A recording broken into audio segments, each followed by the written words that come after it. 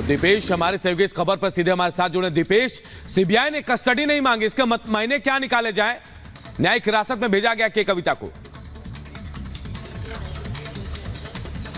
देखिए, लगातार सीबीआई की तरफ से कहा जा रहा है कि लंबे समय से पूछताछ को रखी है और इस पूछताछ के दौरान के कविता जो है वो गुमराह कर रखी है, तथ्यों पर बात नहीं कर रखी है। वो तमाम बयान जो है, चाहे गुच्ची बाबू का हो चाहे समीर महेंद्रू का, उन तमाम बयानों के आधार पर सीबीआई के कविता से पूछताछ करने में जुटी हुई थी और यही कारण है कि के कविता की कस्टडी की मांग की गई थी। लेकिन अब उसमें गोलमोल कहीं ना कहीं जवाब जो है वो के कविता दे रखी थी, टालमटोल जो है वो करती हुई नजर आ रही थी और यही कारण है कि पूछताछ के बाद एक बड़ा खुलासा ये भी होता हुआ नजर आया है कि जो 100 करोड़ रुपए जो साउथ लॉबी की तरफ से आम आदमी पार्टी को दिए गए थे उसमें सीधा सीधा इन्वॉल्वमेंट जो है वो के कविता का नजर आया है। इतना कि नहीं, साथ ही ये भी जानकारी निकलकर सामने आई है कि जो शरद रेड्डी बिल्कुल दीपेश, कहीं ना कहीं ये कहा जा रहा है कि अब सीबीआई उनसे पूछताछ नहीं करेगी। फिलहाल 23 अप्रैल तक के कविता को भेज दिया गया है न्यायिक हिरासत में। चलिए बढ़ते आगे और बात मनोज तिवारी की करते हैं। मनोज तिवारी ने एक बार कन्हैया कुमार पर जोरदार हमला बोला है।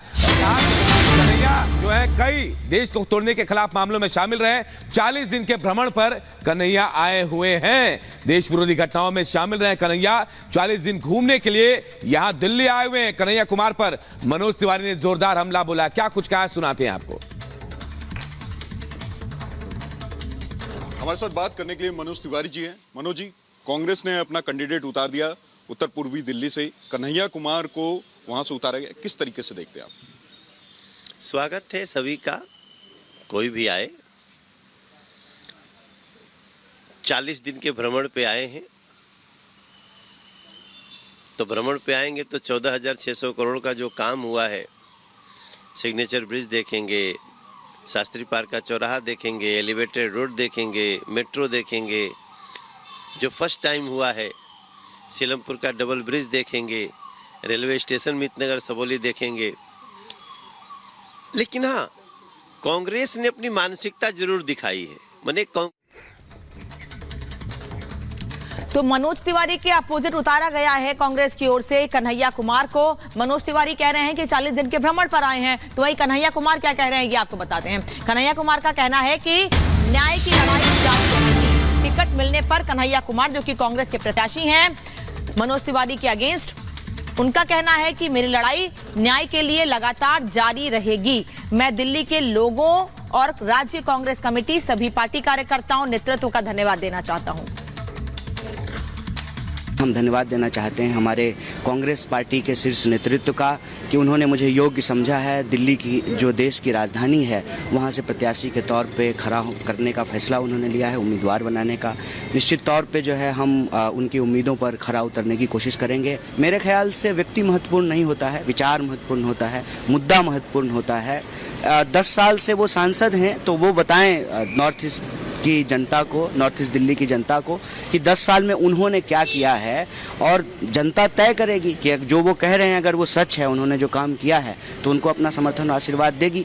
मुझे लगता है कि दिल्ली में भाजपा जो है कोई काम नहीं करती है, सिर्फ और सिर्फ जो लेंगे सब पता चल जाए। इंडिया ब्लॉक की पार्टियां हैं उनको परेशान करना, तंग करना। जैसा कि आप जानते हैं कि दिल्ली के चुने हुए मुख्यमंत्री को बिला वजह जो है जेल में डाल दिया गया है। और देश में चुनाव का प्रचार जोर शोर से चल रहा है, लेकिन इस शोर में भी योगी राज के एंटी माफिया मॉडल की चर्चा हो रही है। खुद सीएम योगी आदित्यनाथ भी अपनी रैलियों में अपराधियों को उनका अंजाम बताने से नहीं चूक रहे हैं। एक रिपोर्ट आप सबको दिखाते हैं।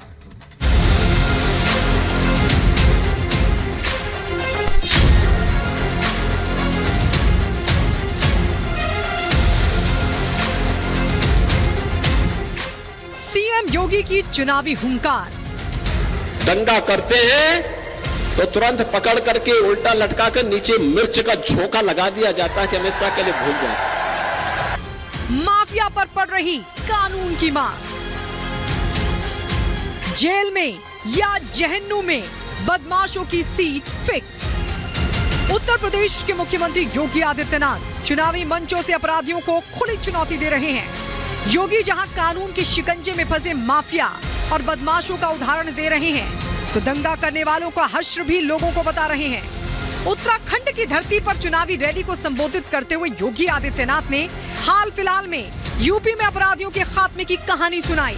हरिद्वार लोकसभा सीट के लिए रुड़की में सभा करते हुए योगी आदित्यनाथ ने कहा कि कानून के खौफ से बदमाशों का राम नाम सत्य हो गया है। अब तक बेटी और व्यापारी की सुरक्षा 17 के पहले यूपी में खतरे में थी, लेकिन 17 में जब आए हमने कहा देखो सुधर जाओ भाई, सुधरोगे नहीं तो गफलत में मत रहना कि जेल जाएंगे, जेल के पहले जहन्नुम पहुंचा देंगे। और बहनों और भाइयों आपने देखा होगा, यानी कुछ तो भाई जो आम श्रद्धालु है उसके लिए भगवान राम का मंदिर है, उसके लिए जय श्री राम, लेकिन जो कानून को नहीं मानेगा उसका राम नाम सत्य है भी तय है। और आपने देखा होगा ना कैसे हो गया, कुछ तो राम नाम सत्य हो गए और कुछ स्वयं ही अपनी मौत ही मर रहे हैं। दरअसल जब से लोकसभा चुनाव का प्रचार चल रहा है, मुख्यमंत्री योगी बदमाशों के खिलाफ जमकर आग उगल रहे हैं। वेस्ट यूपी में जब भी योगी की रैली होती है, योगी अपराधियों को कानून के सामने उनकी हैसियत दिखाने में कोई कोर कसर नहीं छोड़ते। कैराना में योगी आदित्यनाथ ने कहा कि दंगाइयों को उनकी सरकार ने उल्टा लटका दिया है। पहले माफिया सिर चढ़ करके बोलते थे, कैसे माफिया सिर चढ़ करके बोलते थे, छोटी छोटी बात को ले दंगा होता था।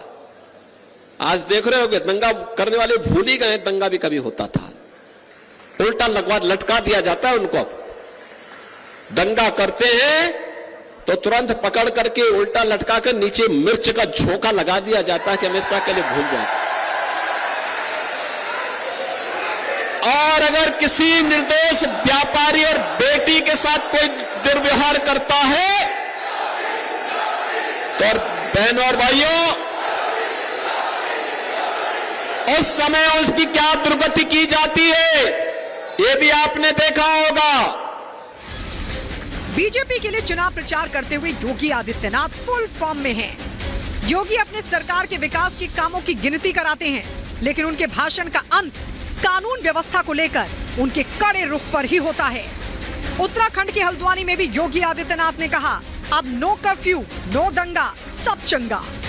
एक तरफ पिछली सरकारें कर्फ्यू लगाती थी, दंगा पॉलिसी के लिए कुख्यात थी।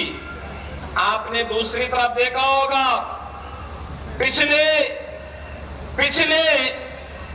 आपने देखा होगा यूपी में पिछले 7 वर्ष में कोई दंगा नहीं हुआ। दंगा करने वाले दंगा भूल गए, क्योंकि उन्हें मालूम है दंगा करेंगे तो दंगाइयों को मालूम है दंगा करेंगे तो उल्टा टंगवा दिए जाएंगे। और दंगाई बेटी और व्यापारी की सुरक्षा में सेंध लगाने वाला ये भी जानता है कि अगर उसने सेंध लगाया तो जेल बाद में जाएगा, पहले जहन्नुम के रास्ते उसके लिए तैयार हो। बहनों और भाइयों, सुरक्षा का बेहतर इंतजाम, नो कर्फ्यू, नो दंगा, और यूपी में है सब चंगा। अब आपको सुनवाते हैं मेरठ जिले के सरदना जिले में बदमाशों को दिया गया योगी का अल्टीमेटम। योगी ने माफिया मुख्तार का जिक्र इशारों में करते हुए उसे दंगाई बताया।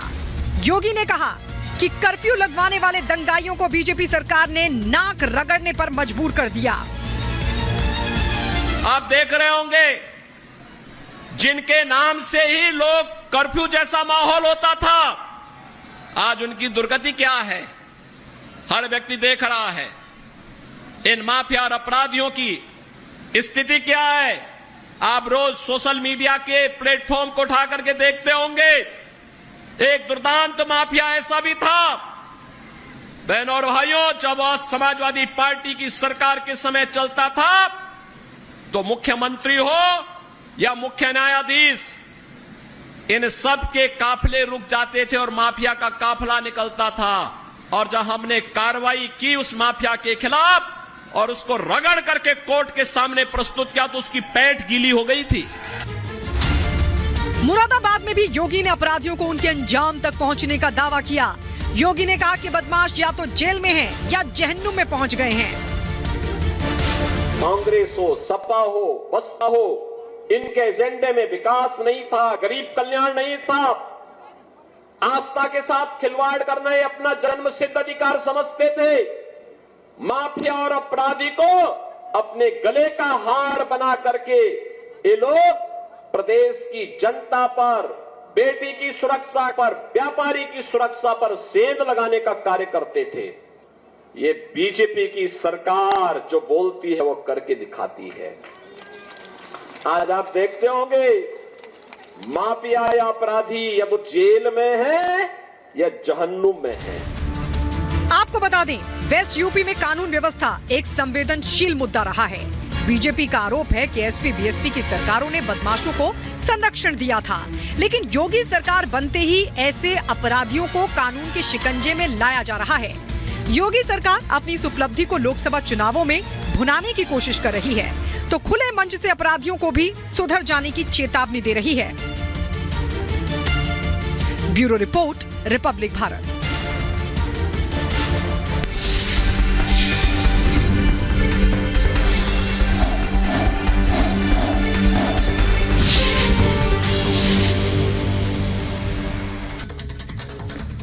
रिपब्लिक भारत से बातचीत में मुकेश सहनी ने भारतीय जनता पार्टी पर बड़े आरोप लगाए हैं। वो बीजेपी को लेकर कह रहे हैं कि भारतीय जनता पार्टी ने हमारी